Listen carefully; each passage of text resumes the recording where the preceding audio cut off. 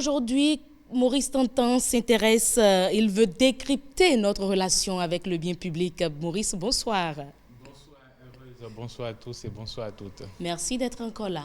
C'est un plaisir pour moi. Alors, pourquoi vous décidez de décrypter notre relation avec le bien public? Qu'est-ce qui est si important dans le bien public?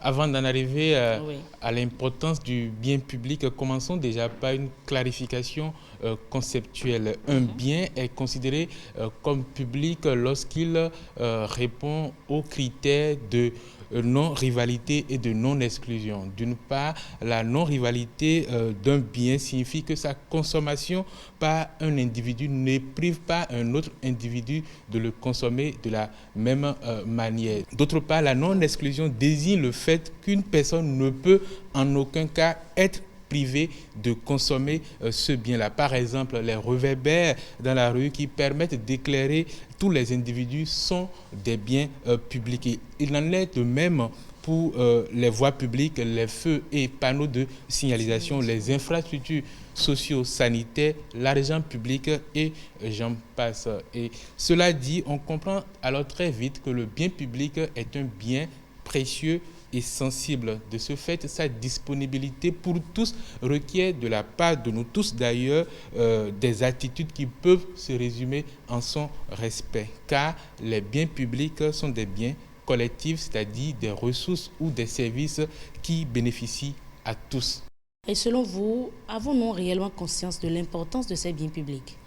Le constat que nous faisons de nos jours, du moins dans notre pays, est que nous entretenons un rapport qui n'est pas toujours sain avec le bien public. Nous ne les respectons pas, ces biens publics-là, nous ne les respectons pas toujours comme il se doit et bien de nos comportements nous mettent en porte-à-faux avec l'attitude qui est attendue d'un citoyen quand il s'agit de son rapport au bien public. Il faut savoir que la citoyenneté ne se définit pas uniquement par la possession de la nationalité ou de ses droits civiques et politiques.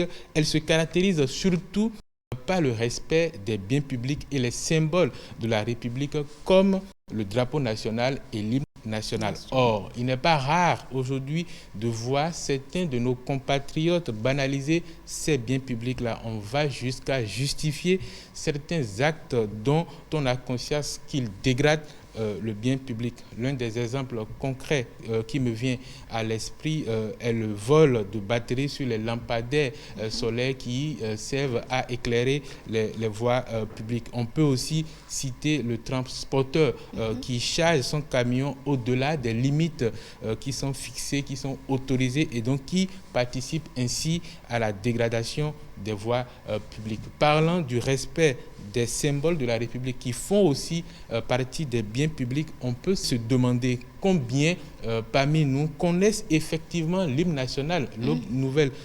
Combien sommes-nous encore à nous arrêter et à observer la montée des couleurs nationales? C'est autant de questions, ma chère heureuse, qui nous ramènent à la réalité qui est malheureusement la nôtre aujourd'hui quant au rapport que nous avons avec les biens publics. Les biens publics. Cette question doit amener chacun de nous à nous reconnecter avec ces valeurs-là, puisque, comme je le dis, l'hymne national, le drapeau national sont des biens publics qui nous appartiennent à tous, qui bénéficient à tous, et nous leur devons le respect. C'est l'attitude qui est attendue de nous, nouveau type de citoyens par rapport à ces biens publics-là. Donc, dans le respect que nous devons à ces biens-là, ça fait partie de leur connaissance, connaître l'hymne national, de respecter le drapeau national.